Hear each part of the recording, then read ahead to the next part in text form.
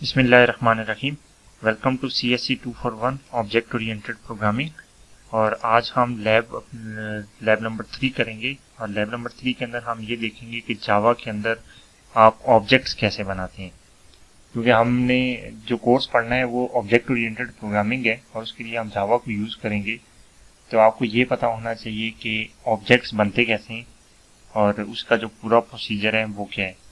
तो ये जिस टाइम पे लैब कंप्लीट होगी तो आप जावा के जो बेसिक्स हैं उनसे तकरीबन काफ़ी हद तक फेमिलियर हो जाएंगे। आपको ये पता चल जाएगा कि जावा के अंदर आपने कोई प्रोजेक्ट बनाना है तो कैसे बनाएंगे, उस प्रोजेक्ट के अंदर जो क्लासेस आपने बनानी है वो कैसे बनाएंगे, और फिर उन क्लासेस को बनाने का मकसद क्या है, और उन क्लासेस को जब प्रैक्टिकल फॉर्म में आप लेके आएंगे किसी मतलब उसका कोई ऑब्जेक्ट बनाएंगे तो वो कैसे बनाएंगे, और उन ऑब्जेक्ट को यूज करके आप डिफरेंट टाइप के ऑपरेशंस कैसे परफॉर्म करेंगे। तो ये मतलब काफ़ी हद तक आप जावा के प्रोग्रामिंग से फेमिलियर हो जाएंगे यहाँ पे। और उसके बाद हम फिर नेक्स्ट जो हमारी लैब्स होंगी उसके अंदर थोड़ा डीपली इन चीज़ों को देखना शुरू करेंगे कि अगर हम क्लास बनाते हैं या उसे ऑब्जेक्ट बनाने जा रहे हैं तो उसमें हमें क्या इश्यूज आ सकते हैं और किस किस्म के इश्यूज को कवर करने के लिए किस टाइप की अप्रोचेस जो है ना वो यूज़ की जाती हैं। तो आज की जो हमारी लैब है उसके ऑब्जेक्टिव ये हैं कि आपके सामने एक प्रॉब्लम होगी। प्रॉब्लम ये है कि एक ऑर्गेनाइजेशन है, वो आपको कहती है कि आप हमें पेरोल सिस्टम बना के दें हमारी ऑर्गेनाइजेशन के लिए। तो पेरोल सिस्टम की रिक्वायरमेंट क्या है कि उसमें आपने एम्प्लॉयज़ का डाटा इकट्ठा करके रखना है एक जगह पे। कोई डाटाबेस आपने बनाना है जिसमें आप सारे एम्प्लॉयज़ का डाटा सेव करेंगे और उस डेटाबेस के अंदर की जो इन्फॉर्मेशन है आप उनको फिर प्रिंट करवाएंगे। तो ये सारा काम करने के लिए उसमें जो आपको एक मेन चीज़ बनानी पड़ेगी वो होगी एम्प्लॉय टाइप के ऑब्जेक्ट्स। कि जितने भी एम्प्लॉयज़ ऑर्गेनाइजेशन में काम कर रहे हैं आप उन्हें एक ऑब्जेक्ट के तौर पर ट्रीट करेंगे और तकरीबन तमाम एम्प्लॉयज़ की जो प्रॉपर्टीज़ और बिहेवियर्स हैं वो सेम ही होंगे। मतलब कि हर एम्प्लॉय का कोई नाम होगा, उसकी कोई डेट ऑफ बर्थ होगी, उसकी कोई ज्वाइनिंग डेट होगी, मतलब डिफरेंट टाइप की प्रॉपर्टीज होंगी हर एम्प्लॉय की। और इसी तरह हर एक एम्प्लॉय के लिए आप डिफरेंट टाइप के ऑपरेशन परफॉर्म करना चाहेंगे, जैसे कि आप किसी का नाम चेंज करना चाह रहे हैं, किसी का नाम देखना चाह रहे हैं, पूरा नाम देखना चाह रहे हैं, किसी की आप जो है ना एड्रेस चेक करना चाह रहे हैं, किसी की आप पे चेक करना चाह रहे हैं। मतलब इस तरह के डिफरेंट टाइप के आप जो है ना ऑपरेशन उस पर परफॉर्म करना चाह रहे हैं। तो ये एक आपके लिए एक टास्क है कि आपने ये एक एम्प्लॉय टाइप का पहले टेम्पलेट बनाना है, या जिसे आप कह लें क्लास बनानी है। और उस क्लास में आपने क्या करना है कि जितने भी आपको समझ आती है कि ये एम्प्लॉय की प्रॉपर्टीज हैं या एट्रीब्यूट्स हैं वो हमने इसमें ऐड करने, और जितने भी फंक्शंस या बिहेवियर इस एम्प्लॉय के ने करने या परफॉर्म करने आप उनको ऐड करना चाहते हैं।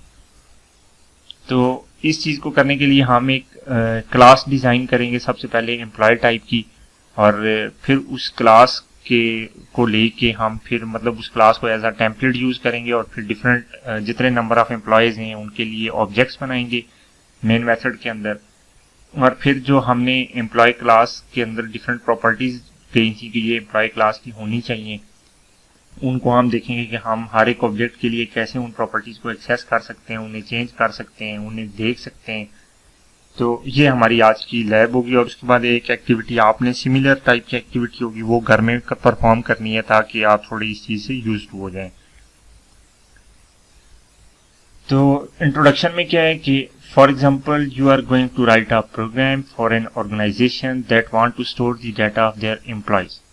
कि कोई ऑर्गेनाइजेशन है वो अपने एम्प्लॉयज़ की डाटा को स्टोर करना चाहती है, तो आपको उसने कहा है कि भी आप हमें एक छोटा सा प्रोग्राम लिख के दे दें। तो इस प्रोग्राम के लिए जो सबसे की चीज़ है वो ये है कि आपने एम्प्लॉय का टेम्पलेट बनाना है कि भी किस टाइप का डाटा एक एम्प्लॉय के ऑब्जेक्ट के अंदर होना चाहिए। For that you need to design a template और class that will model the properties and behaviours of employ.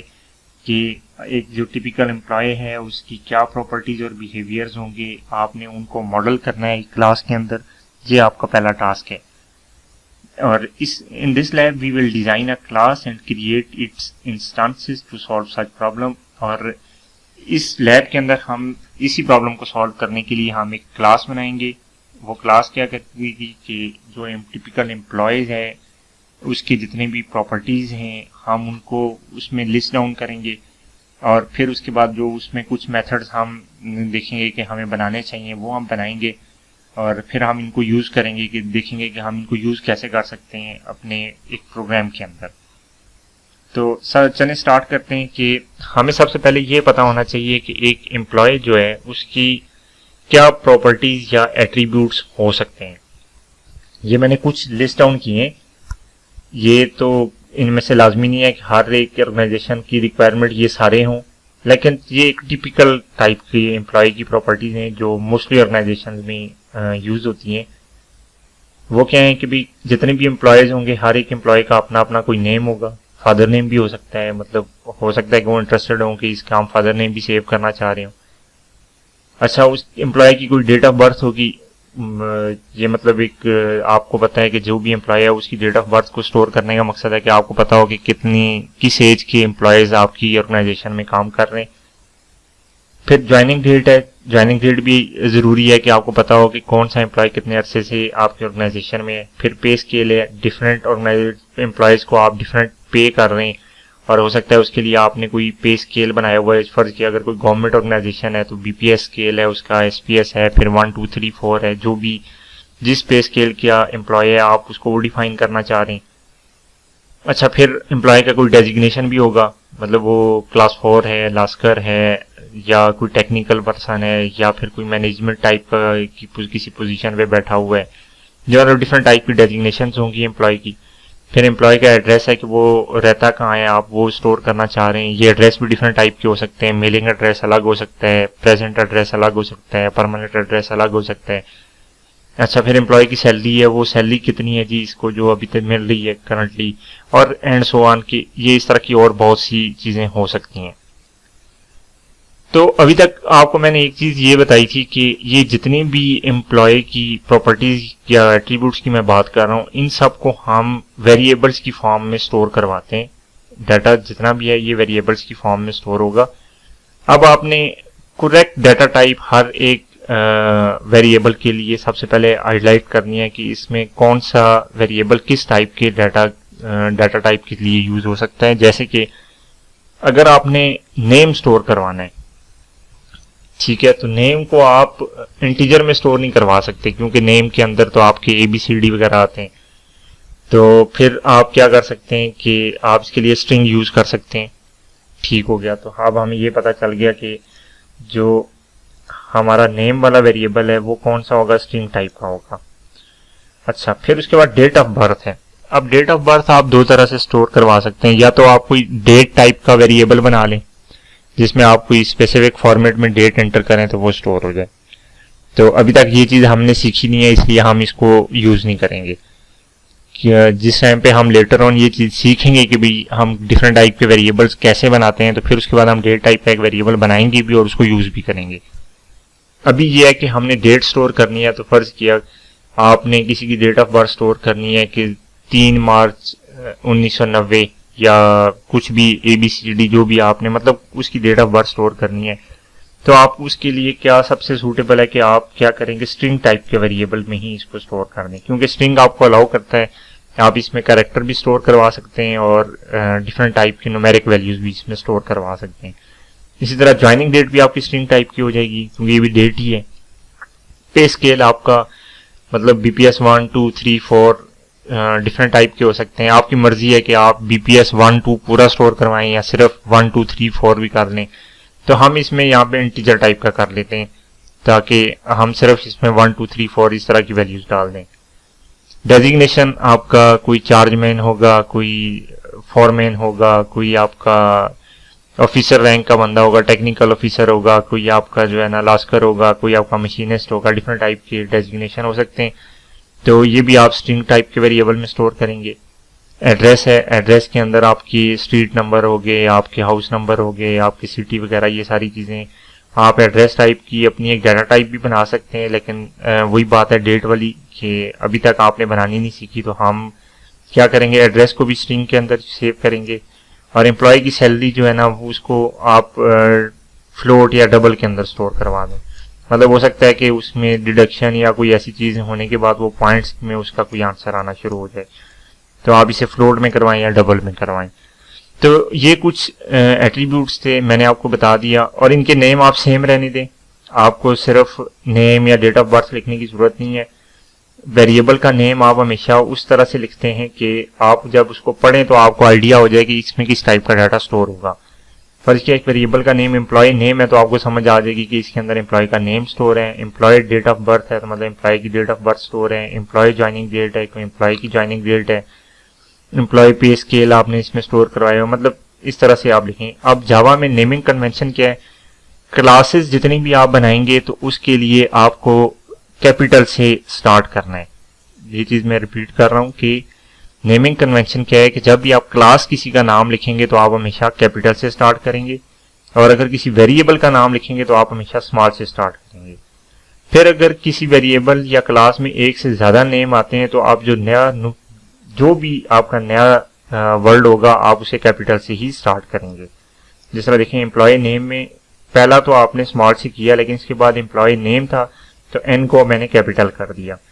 अब यहाँ एम्प्लॉय डेट ऑफ बर्थ में आपके 4 वर्ड्स आते हैं, पहला आपने स्मॉल से किया, उसके बाद जो भी नया वर्ड था आपने उसको कैपिटल से स्टार्ट करना है। इसका फायदा ये है कि आप जिस टाइम पे इसको पढ़ेंगे तो आपको आइडिया हो जाएगा कि भी ये एम्प्लॉय डेट ऑफ बर्थ ये 4 डिफरेंट चीजें लिखी हुई हैं। अगर ये सारा रनिंग में लिखा हुआ होगा तो आपको पढ़ने में मुश्किल होगी कि ये एक्चुअली पूरा लफ्ज क्या लिखा हुआ है। तो इस वजह से आपने इस नेमिंग कन्वेंशन को फॉलो करना है। अब यहाँ पे एम्प्लॉय, ज्वाइनिंग और डेट, ये 3 आपके कैपिटल, 2 कैपिटल हैं, एक स्मॉल। एम्प्लॉय, पे और स्केल। इसी तरह एम्प्लॉय आपका रेगुलर उसी में आ रहा है और डी आपका कैपिटल में हो गया है। अच्छा, एम्प्लॉय और एड्रेस, ए आपका कैपिटल है और सैलरी। ये मैंने आपके सामने कुछ एम्प्लॉय क्लास की प्रॉपर्टीज बता दी हैं। अब हम इसको नेटबीन्स के अंदर जो है ना प्रैक्टिकली क्रिएट करके देख लेते हैं। तो आपने सबसे पहले क्या करना है, एक नया प्रोजेक्ट क्रिएट करना है। तो प्रोजेक्ट क्रिएट करने के लिए आपने ये देखना है कि ये जावा प्रोजेक्ट होना चाहिए, जावा विद मेवन है, ठीक है, और यहाँ पे जावा एप्लीकेशन सिलेक्टेड है। फिर उसके बाद आप नेक्स्ट कर देंगे। आपने प्रोजेक्ट का नाम क्या लिखना है, मैंने जिस तरह आपको बताया था कि आप अपना नाम लिखें, जो भी आपका रजिस्ट्रेशन नंबर है वो लिखें, और उसके बाद आपके ये हमारी लैब है तो लैब 3 मैंने इसका नाम लिख दिया।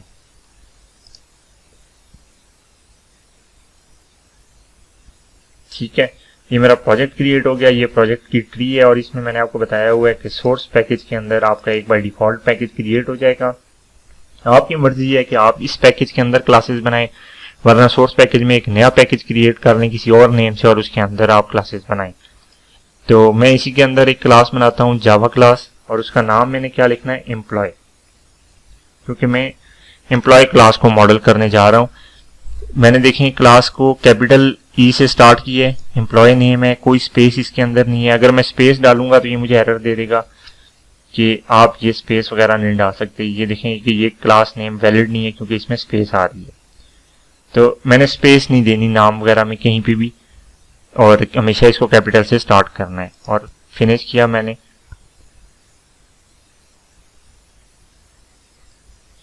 ये देखें, ये मेरी एक एम्प्लॉय क्लास बन गई है। ये उसका क्लास हेडर है कि पब्लिक क्लास एम्प्लॉय की, ये पब्लिक क्लास होगी, और क्लास कीवर्ड है और इसका नाम क्या है, एम्प्लॉय। ये नेम और फाइल का नेम सेम होने जरूरी है, तो ये सेम हो गए। अब इसकी ये बॉडी आ गई है। अब इसके अंदर आपने क्या करना है, सबसे पहले कि डिफाइन क्लास एट्रीब्यूट्स। ये मैंने कौन सा लाइन कमेंट्स को यूज किया है, और क्लास के एट्रीब्यूट्स कौन से थे, इसको मैं साथ यहाँ पे रख लेता हूं ताकि आपको दोनों चीजें नजर आती रहें।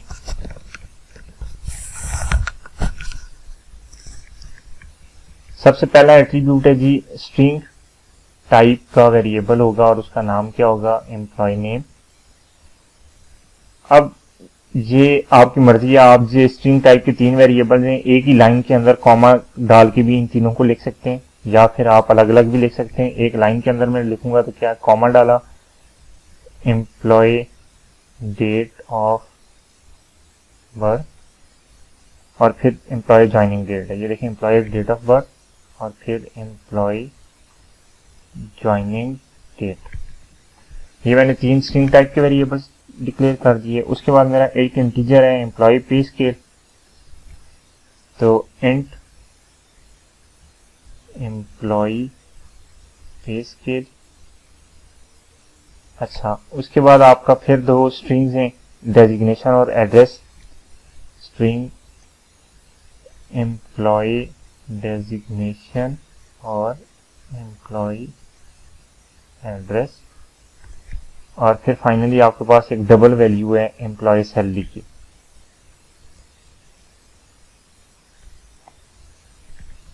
तो ये मैंने जितने एट्रीब्यूट्स थे इस क्लास के वो डिफाइन कर दिए। अब एक्चुअली ये जिस टाइम पे हम ये अगर एनालिसिस शुरू करेंगे ये कितनी स्पेस मेमोरी में लेगा, तो देखें ये स्ट्रिंग टाइप के जितने भी हैं इसमें लैंग्वेज टू लैंग्वेज वेरी भी करता है। फर्ज किया कि एक एम्प्लॉय नेम आपने 5 कैरेक्टर पे था, तो ये 5 एक कैरेक्टर आपका आस्की में स्टोर हुआ तो वो 1 बाइट लेगा, अगर यूनिकोड में स्टोर हुआ तो वो 2 बाइट्स लेगा। नॉर्मली आस्की में स्टोर करते हैं तो ये 5 बाइट अगर फर्ज किया नेम के लिए लेते हैं। इसी तरह 5 एड्रेस डेट ऑफ बर्थ के लिए, 5 ज्वाइनिंग डेट के लिए, और इसी तरह इंटीजर है, इंटीजर आपको पता है 4 बाइट ऑक्युपाई करता है मेमोरी में, तो ये 15 और 4 19 हो जाएंगे। इनको भी आप 5-5 कर लें तो 29 हो जाएंगे। और डबल है, डबल आपका 8 बाइट्स, आई थिंक 8 बाइट्स ही करते हैं, तो ये तकरीबन 37 बाइट की मेमोरी ऑक्युपाई कर लेगा जिस टाइम पे भी इसका कोई ऑब्जेक्ट बनेगा। तो ये हमने एट्रीब्यूट्स इस क्लास के डिफाइन कर दिए।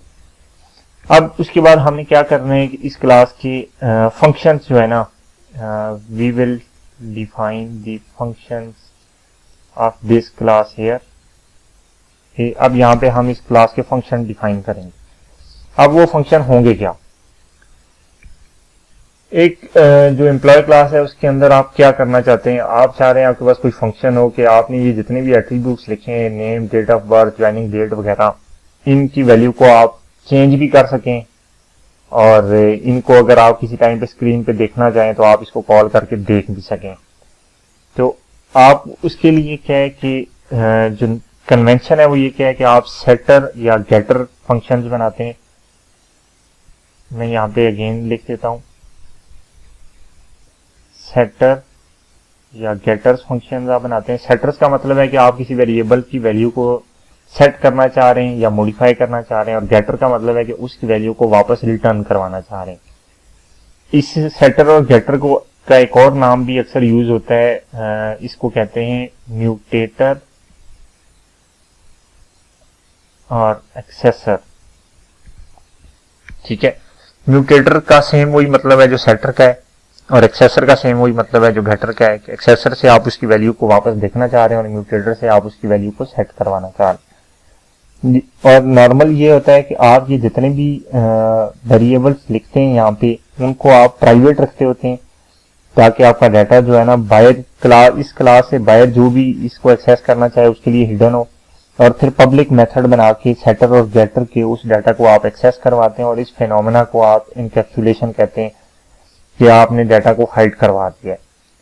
तो अभी मैं इनको प्राइवेट नहीं कर रहा, क्योंकि हम जिस टाइम पे इनकैप्सुलेशन पढ़ेंगे तो हम इसको पहले स्टडी भी करेंगे कि प्राइवेट ना करने से हमें नुकसान क्या हैं और फिर प्राइवेट करने से हमें फायदा क्या है। अलबत्ता सेटर या गेटर मेथड जो है ना वो मैं बना देता हूँ आपके पास। तो उसके लिए आपके पास IDE में एक शॉर्टकट भी है कि आप राइट क्लिक करेंगे तो यहाँ पे आपको एक ऑप्शन मिल जाएगा इंसर्ट कोड का। यहाँ पे आपको कह रहा है कि आप गेटर और सेटर जो है ना वो बना लें। ये इसने आपको वेरिएबल्स बता दिए, आपके पास कितने वेरिएबल्स हैं। मैं इन सारे वेरिएबल्स को सिलेक्ट कर लेता हूँ और इसे मैं कह देता हूँ कि आप इनके सेटर और गेटर जनरेट कर दें।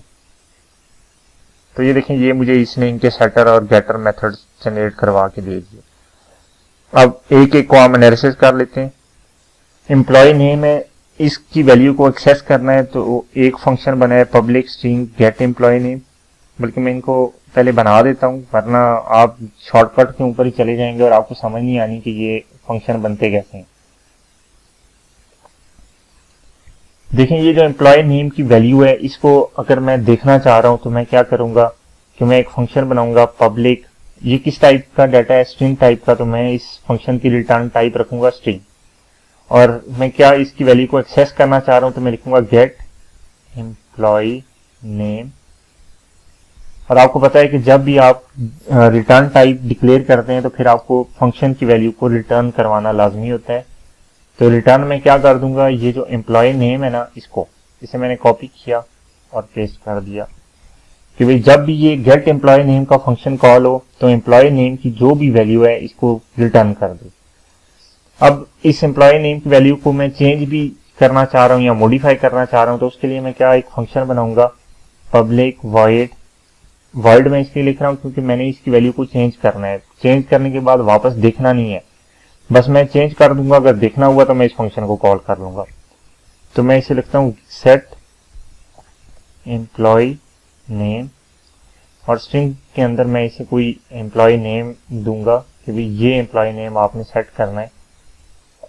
और उसके बाद इसकी बॉडी में मैं लिखूंगा this dot employee name is equal to employee name. मतलब कि ये जो एम्प्लॉय नेम आपके पास आया है इसको उठाओ और ये जो दिस डॉट एम्प्लॉय था इसके अंदर सेट करवा दो। दिस का मतलब क्या होता है कि आप क्लास के वेरिएबल को रेफर कर रहे होते हैं जो क्लास के अंदर वेरिएबल्स हैं, और बगैर दिस का मतलब है कि जो आपके लोकल वेरिएबल्स हैं इस मेथड के अंदर आप उसको रेफर कर रहे हैं। तो ये मेरा गेटर मेथड बन गया एक वेरिएबल के लिए, ये मेरा सेटर मेथड बन गया। सेम इसी तरह एक एम्प्लॉय डेट ऑफ बर्थ के लिए भी अगर मैं बनाना चाहूंगा तो वो सेम बनेगा। मैं आपको एक एक करके बना के दिखाता हूँ। इंसर्ट कोड में पहले गेटर बनाते हैं एम्प्लॉय डेट ऑफ बर्थ के लिए।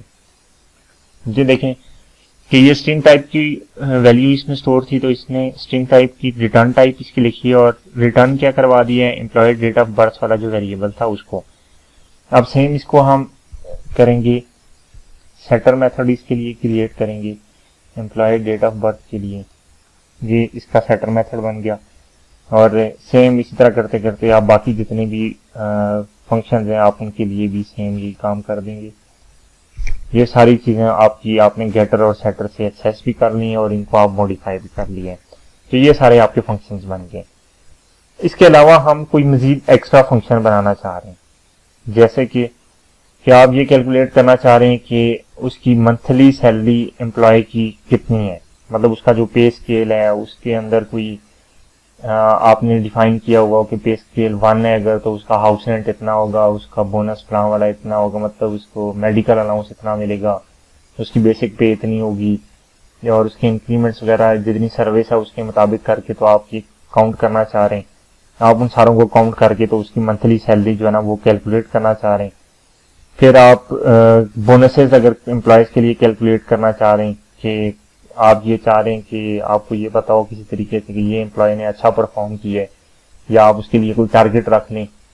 ये भी एक नई फील्ड आप अपने प्रोग्राम में इंट्रोड्यूस करवा सकते हैं कि भी मंथली इसका टारगेट कितना था और जिसने टारगेट अचीव कर लिया है तो आप उसे कोई बोनस जो है ना वो अवार्ड कर दें।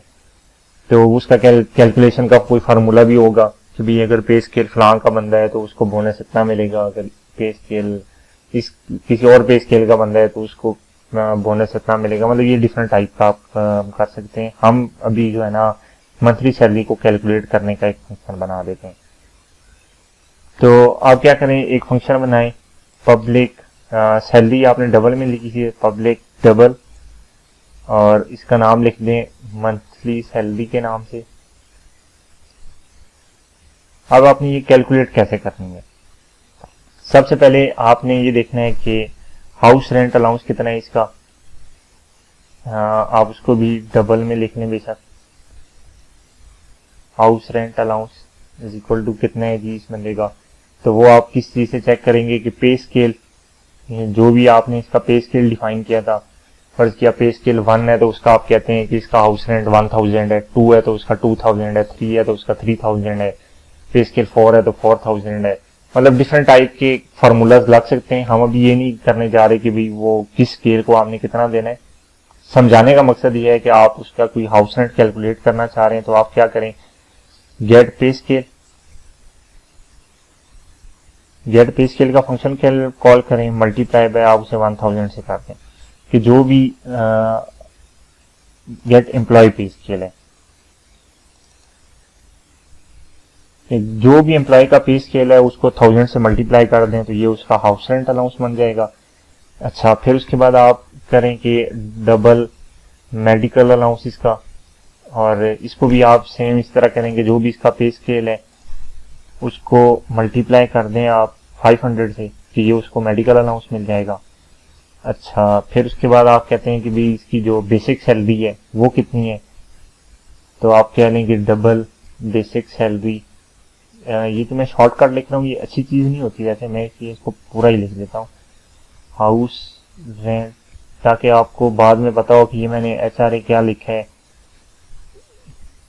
मेडिकल अलाउंस, और उसके बाद क्या है कि basic salary is equal to, वो भी आप ये करें कि आप एम्प्लॉय की पे स्केल को लें और मल्टीप्लाई बाय 14,000 कर दें या 10,000 कर दें, कि जो भी उसका पे स्केल होगा उसको 10,000 से मल्टीप्लाई करें, तो ये आपकी बेसिक सैलरी है। और उसके अलावा अब आपने इसको करना है कि रिटर्न क्या करें, टोटल सैलरी जितनी भी है वो इन सारों को ऐड करने से रिटर्न हो जाएगी, house rent allowance plus medical allowance plus basic salary, कि इन तीनों को सम करे और जो भी सम बनता है वो आपकी मंथली सैलरी जो है ना वो एम्प्लॉय की है, और ये आप इसको रिटर्न करवा देंगे। कि जब ये फंक्शन कॉल होगा तो वो ये सारी चीजें कैलकुलेट करेगा और जो आपकी सैलरी बन रही होगी वो आपको रिटर्न करवा देगा। तो ये आपके पास एक क्लास का टेम्पलेट बन गया पूरे का पूरा। इस टेम्पलेट के अंदर क्या है कि ये सारे इसके एट्रीब्यूट्स हैं, कि जो डाटा है इस एक एम्प्लॉय से रिलेटेड, आप जिसके साथ आपका कंसर्न है कि आप ये सेव करना चाह रहे हैं, और ये सारे वो मेथड या फंक्शंस हैं जिनको यूज करके आप इस डाटा के ऊपर कुछ ऑपरेशन परफॉर्म करना चाह रहे हैं।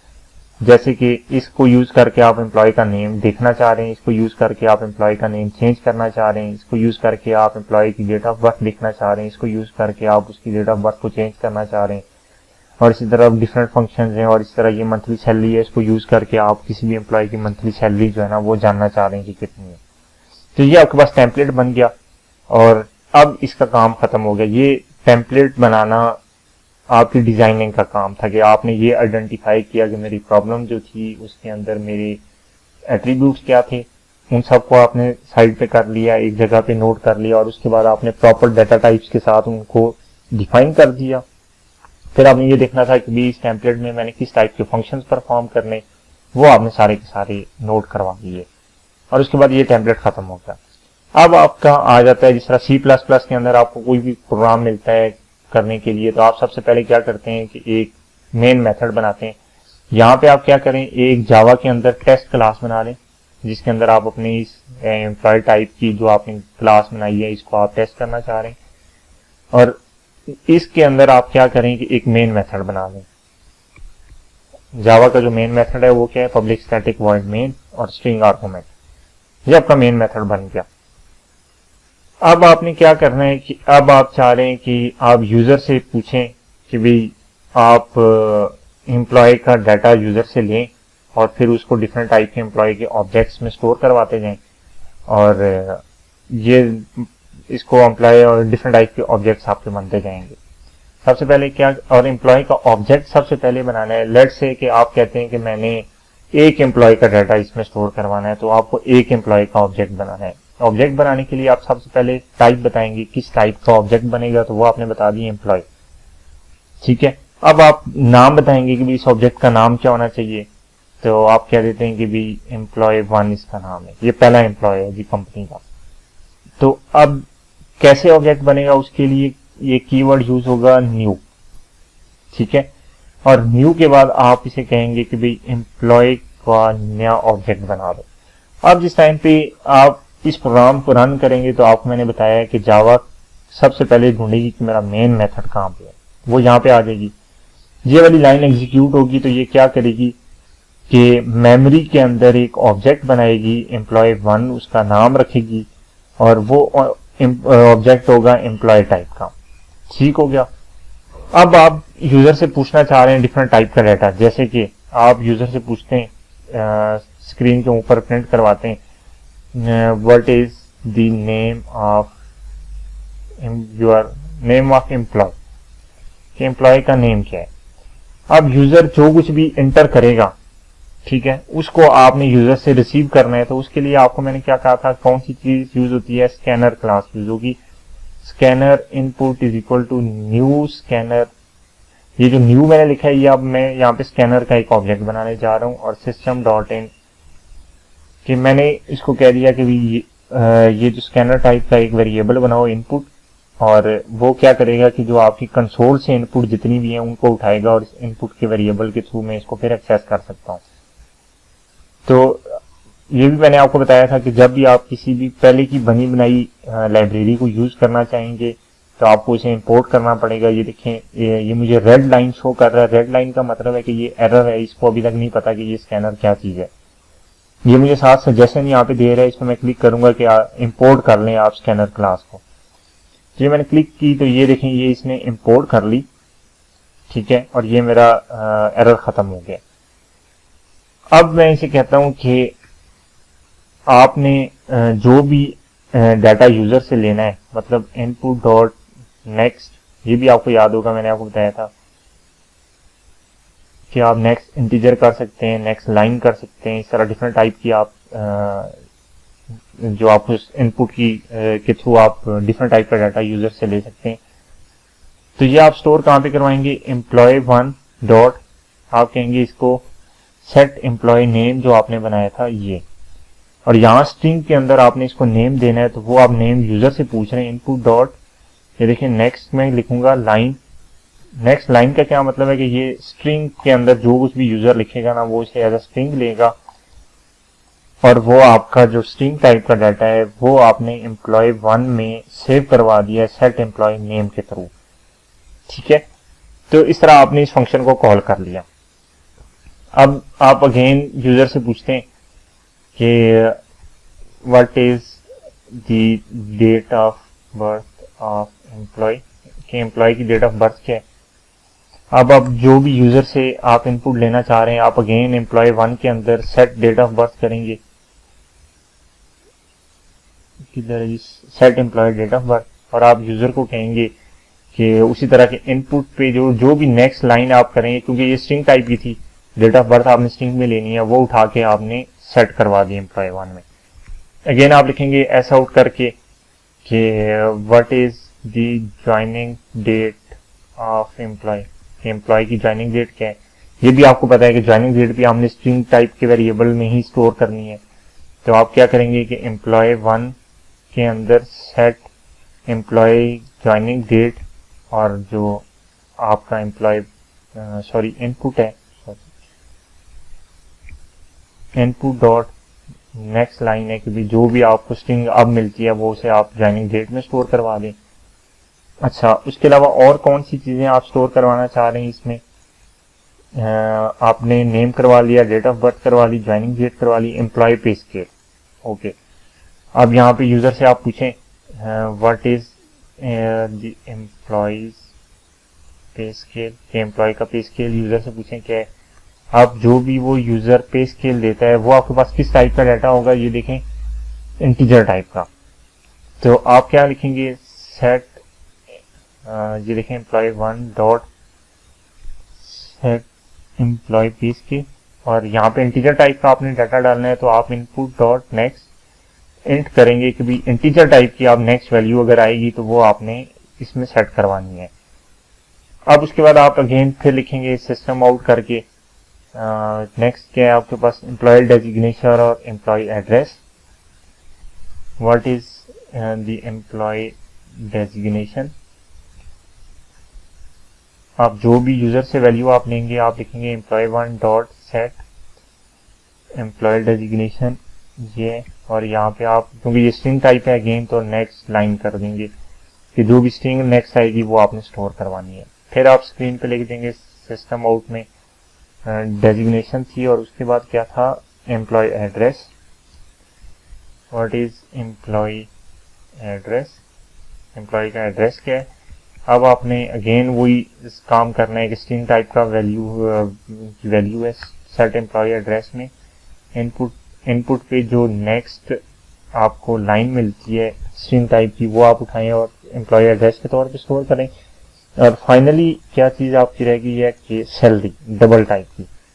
तो आप अगेन करें इसको व्हाट इज एम्प्लॉय सैलरी, तो आप इसको लिखें employee1 dot set employee salary. अब इनपुट पे जो नेक्स्ट डबल वैल्यू आएगी वो आपने देनी है और उसको सैलरी में सेट करवा देना है। तो ये आपका एक ऑब्जेक्ट के लिए आपने ये यूजर से सारी चीजें पूछी और उसके बाद इन सबको स्टोर करवा दिया। अभी हम इस प्रोग्राम को रन करके देखते हैं कि हमें स्क्रीन पे क्या चीज नजर आती है।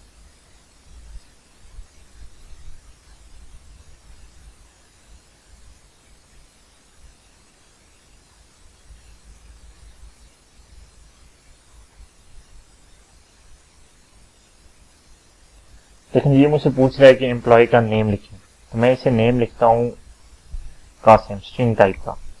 अब मुझे कह रहा है कि एम्प्लॉय की डेट ऑफ बर्थ लिखें, मैं इसे लिखता हूं जी 14 अक्टूबर 1988। अब ये मुझे कहता है कि एम्प्लॉय की डेट ऑफ ज्वाइनिंग लिखें, लेट्स से कि 28 मार्च 2011। अच्छा, अब ये मुझे कह रहा है एम्प्लॉय का पे स्केल लिखें, लेट्स से 70। अब ये मुझे कह रहा है कि ये मैंने 2 दफा एंटर दबा दिया है तो वो उसने एम्प्लॉय का डेजिग्नेशन जो है ना उसको मुझे पूछा ही नहीं है, मतलब नजर स्क्रीन पे नहीं आया। एम्प्लॉय का एड्रेस लिखें, तो मैं लिख देता हूँ जी न्यू सिटी फेज 2। हमने मुझे कह रहा है एम्प्लॉय की सैलरी लिखें, तो लेट से मैं लिख देता हूँ 70,000। ये बिल्ड सक्सेसफुल हो गया। ये देखें, ये मेरा जितना भी डाटा था ये एम्प्लॉय के अंदर जो भी ऑब्जेक्ट इसका बना है उसमें ये स्टोर हो गया और ये मेरा प्रोग्राम जो है ना यहाँ पे फिनिश हो गया।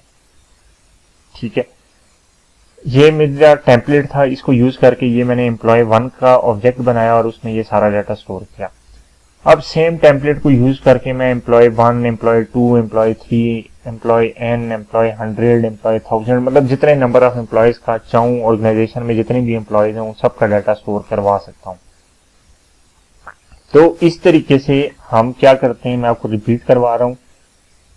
आपने सबसे पहले स्टार्ट करना है कि आपने क्लास का डिजाइन बनाना है। डिजाइन के अंदर आप ये डिफाइन करेंगे कि भाई एट्रीब्यूट्स इस क्लास के क्या हैं और इस क्लास के फंक्शंस क्या होंगे। फिर उसके बाद जब इस टाइम पे ये कंप्लीट हो जाए तो उसका काम खत्म हो गया। अब मेन मेथड के अंदर या किसी भी मेथड के अंदर आपने इस क्लास का ऑब्जेक्ट बनाना है, तो ऑब्जेक्ट बनाने का तरीका क्या है कि आप उस क्लास के नेम एग्जैक्टली वही नेम लिखेंगे जो उस आपकी क्लास का नेम है, स्पेलिंग भी वही होंगे और कैपिटल, स्मॉल या केस सेंसिटिविटी भी एग्जैक्टली वही होगी। तो एम्प्लॉय और उसके बाद एम्प्लॉय का नाम आप लिखेंगे कि भी किस टाइप का एम्प्लॉय है, मतलब इसका जो भी नाम है, एम्प्लॉय 1 2 3 आप लिखें या एम्प्लॉय का डायरेक्टली नाम लिख दें, employee Qasim, employee Ali, employee Tahir, जो भी आप इसका नाम लिखना चाह रहे हैं ऑब्जेक्ट का वो आप लिख लें। जब ये वाली चीज एग्जीक्यूट होगी तो आपका मेमोरी के अंदर ऑब्जेक्ट बनेगा। अगर आप सिर्फ ये चीज लिख दें तो आपका मेमोरी में कोई ऑब्जेक्ट नहीं बनेगा, ये सिर्फ एक वेरिएबल बनेगा और उसको कोई चीज भी असाइन नहीं होगी। लेकिन जब आप न्यू एम्प्लॉय लिखते हैं तो अब ये क्या करेगा कि ये इस एम्प्लॉय टाइप का एक ऑब्जेक्ट बनाएगा और वो कितनी स्पेस मेमोरी में ऑक्युपाई करेगा, जितना मैंने आपको एनालिसिस करके इसका बताया था कि ये जितनी भी आपके एट्रीब्यूट्स में स्पेस लेनी है ये उतनी स्पेस ऑक्युपाई करेगा। तो ये मेमोरी में उतनी स्पेस रिजर्व करेगा और उस पूरी स्पेस को वो नाम क्या दे देगा, उसके एड्रेस को employee1, और हम कहते हैं कि ये हमारा employee1 का ऑब्जेक्ट बन गया है। अब आपकी ये मेमोरी में फिजिकली एग्जिस्ट कर रहा है। अब उसके बाद स्क्रीन पे कोई भी चीज यूजर से पूछने के लिए आपको पता है कि system out dot println use होता है। अक्सर आप गलती ये करते हैं कि एस छोटा लिख देते हैं, जबकि ये एस सिस्टम एक क्लास है जावा की, तो जावा की क्लास के जितने भी नाम है वो हमेशा कैपिटल से स्टार्ट होते हैं, तो यहाँ पे सिस्टम भी कैपिटल है। तो स्क्रीन पे आपने जो चीज भी लिखनी है वो आप ऐसे लिख के यूजर से पूछ सकते हैं। लेकिन जब आपने यूजर से इनपुट लेनी है तो जिस तरह C++ के अंदर आपको cn करना पड़ता था और cn करने के लिए आपको कानियो वाली एक क्लास थी कि आपको वो भी ऊपर हेडर जो था उसका .kanyo.h वाली फाइल इंपोर्ट करनी पड़ती थी। तो सेम इसी तरह यहाँ पे आपको एक स्कैनर वाली क्लास जो है ना इंपोर्ट करनी पड़ेगी और ये क्लास जब आप इंपोर्ट करते हैं तो ये आपके पास यहाँ पे आ जाती है कि ये जावा का यूटिलिटी वाला जो पैकेज है उसकी स्कैनर क्लास आपने इंपोर्ट की है। उसका जो ऑब्जेक्ट बनेगा, मैंने इसका नाम इनपुट रखा हुआ है, इसका नाम कुछ भी हो सकता है, ABCD XYZ, जो भी आप इसका नाम रखना चाहें कर रख सकते हैं। ऑब्जेक्ट इसका भी एग्जैक्टली वैसे ही बनेगा जिस तरह ये न्यू एम्प्लॉय का है। जिस टाइम पे ये ऑब्जेक्ट बनेगा तो इसको मैंने अटैच कर दिया system.in। system.in से मतलब है कि जो मेरी कंसोल या स्क्रीन की जो इनपुट है उसके साथ, कि अब यानी स्क्रीन पे जो चीज भी आए वो इस इनपुट वाले ऑब्जेक्ट के थ्रू मैं उसको एक्सेस कर सकें। अब इस इनपुट वाले ऑब्जेक्ट के थ्रू मैं क्या एक्सेस कर सकता हूँ? अगर मैंने स्ट्रिंग एक्सेस करनी है तो मैं इनपुट डॉट नेक्स्ट लाइन करूंगा। ये एक बना बनाया फंक्शन है। नेक्स्ट लाइन का मतलब है कि स्ट्रिंग टाइप की वैल्यू अब आप एक्सेप्ट कर सकते हैं। इसी तरह नेक्स्ट इंटीजर का मतलब है कि इंटीजर टाइप की वैल्यू आप एक्सेप्ट कर सकते हैं, और नेक्स्ट डबल का मतलब है कि आप डबल टाइप की वैल्यू को एक्सेप्ट कर सकते हैं। तो ये डिफरेंट टाइप की मैंने यूजर से इनपुट्स ली और उसके बाद मैंने उनको उठा के कोरस्पॉन्डिंग जो एम्प्लॉय 1 का ऑब्जेक्ट के बना था उसके जितने भी फंक्शंस थे उनको मैंने यहाँ पे कॉल किया। सेट एम्प्लॉय नेम का फंक्शन किस पर्पस के लिए था कि मैं ये स्क्रीन पे देखना चाह रहा हूँ और ये जो एम्प्लॉय नेम है उसकी वेरिएबल की वैल्यू को मैं मॉडिफाई करना चाह रहा हूँ या सेट करना चाह रहा हूँ। ये सेट वाले सारे फंक्शन का ये मतलब था। अब अगर जो वैल्यूज मैंने सेट करवाई है मैं इनको स्क्रीन पे प्रिंट भी करवाना चाह रहा हूँ, वापस देखना भी चाह रहा हूँ, तो उसके लिए मुझे क्या करना पड़ेगा? मुझे गेट के फंक्शंस कॉल करने पड़ेंगे। Employee 1 dot get employee address करूंगा तो एम्प्लॉय एड्रेस मुझे मिल जाएगा। Employee 1 dot get date of birth करूंगा तो डेट ऑफ बर्थ स्क्रीन पे प्रिंट हो जाएगी। ये मतलब सारी जितनी भी चीजें मैं इनको मैंने स्टोर करवाई हैं यहाँ पे इस एरिया के अंदर, ये जितनी भी वैल्यूज चीजें मैंने स्टोर कराई हैं इनको वापस स्क्रीन पे प्रिंट करवाने के लिए मुझे गेट के फंक्शंस कॉल करने पड़ेंगे। तो वो क्या करेंगे कि इन वेरिएबल्स के अंदर जो वैल्यूज थी उन सबको स्क्रीन के ऊपर प्रिंट करवा देंगे। और ये सारा काम हमने एक एम्प्लॉय के ऑब्जेक्ट के लिए किया है। अब इस तरह के अगर फर्ज किया मैंने 10 एम्प्लॉयज के ऑब्जेक्ट बनाने हैं तो मैं क्या करूंगा? Employee 2 is equal to new employee. ये मेरा दूसरा एम्प्लॉय ऑब्जेक्ट बन गया। इसी तरह मैं n number of employee objects बना सकता हूँ is equal to new employee. तो ये टेम्पलेट की वजह से ही मुझे ये सहूलत मिली है कि मुझे बार बार ये सारी चीजें एम्प्लॉय के अंदर जो मैंने लिखी थी वो लिखने की जरूरत नहीं है। बस मैंने सिर्फ एक एक लाइन लिखनी है और ये एक एक ऑब्जेक्ट क्रिएट होते जाना है जितनी मेरी मर्जी है। या मैं एक लूप लगा के भी ऑब्जेक्ट क्रिएट कर सकता हूँ कि भाई मैं यूजर को कहूँ कि वो उसने कितने एम्प्लॉयज का डाटा डालना है, तो वो जो भी इनपुट पे कहे कि मैंने 10 एम्प्लॉयज का डालना है 20 का, तो मैं लूप लगा दूं कि भाई हर एक लाइन के बाद वो एक ऑब्जेक्ट एम्प्लॉय टाइप का क्रिएट करता रहे और उसका कोई ना कोई नाम भी मैं उसका रख सकता हूँ कि भाई ये नाम इसका होना चाहिए। और उसके अंदर फिर ये डाटा भी मैं यूजर से पूछ सकता हूँ लूप के अंदर कि भाई आप ये डाटा एंटर करते जाओ और आप इसको स्टोर करवाते जाओ। तो दैट्स ऑल कि इस तरीके से आप कोई भी टेम्पलेट बनाते हैं, उस टेम्पलेट के आप ऑब्जेक्ट्स बनाते हैं और फिर जब ऑब्जेक्ट बन जाते हैं तो आप उन ऑब्जेक्ट्स के थ्रू जो भी टेम्पलेट के अंदर फंक्शंस थे उनको कॉल करते हैं। उसके लिए आप क्या डॉट लगाते हैं। अब ये मेरा ऑब्जेक्ट था एम्प्लॉय 2, इसके बाद जैसे ही मैं डॉट लगाऊंगा तो ये मुझे अवेलेबिलिटी बता देगा कि मेरे पास क्या क्या अवेलेबल है। ये सारे फंक्शंस हैं जिनके आखिर में पैरेंथेसिस डले हुए हैं, ये सारे फंक्शंस अवेलेबल हैं। ये देखें ये सेट वाले फंक्शन के अंदर ये मुझे कह रहा है कि आपको स्ट्रिंग टाइप की कोई वैल्यू प्रोवाइड करनी पड़ेगी, जबकि गेट वाले फंक्शन में मैंने कुछ भी प्रोवाइड नहीं करना, बस सिंपली इनको गेट करूंगा तो ये मुझे जो भी वैल्यू स्टोर होगी वो प्रोवाइड कर देंगे। तो आप इस डॉट ऑपरेटर के थ्रू किसी भी क्लास के या ऑब्जेक्ट के जितनी भी प्रॉपर्टीज और बिहेवियर हैं उनको डॉट ऑपरेटर के थ्रू एक्सेस करते हैं और किसी क्लास से कोई ऑब्जेक्ट बनाने के लिए आप न्यू का कीवर्ड यूज करके उसका ऑब्जेक्ट बनाते हैं। तो ये हमारी आज की लैब एक्टिविटी थी। आई होप कि आपको समझ आ गई होगी कि हम क्लास कैसे बनाते हैं और उस क्लास के ऑब्जेक्ट्स कैसे बनाते हैं, फिर उन ऑब्जेक्ट्स के थ्रू आप डिफरेंट टाइप के फंक्शंस को कैसे कॉल करते हैं। Thank you ji.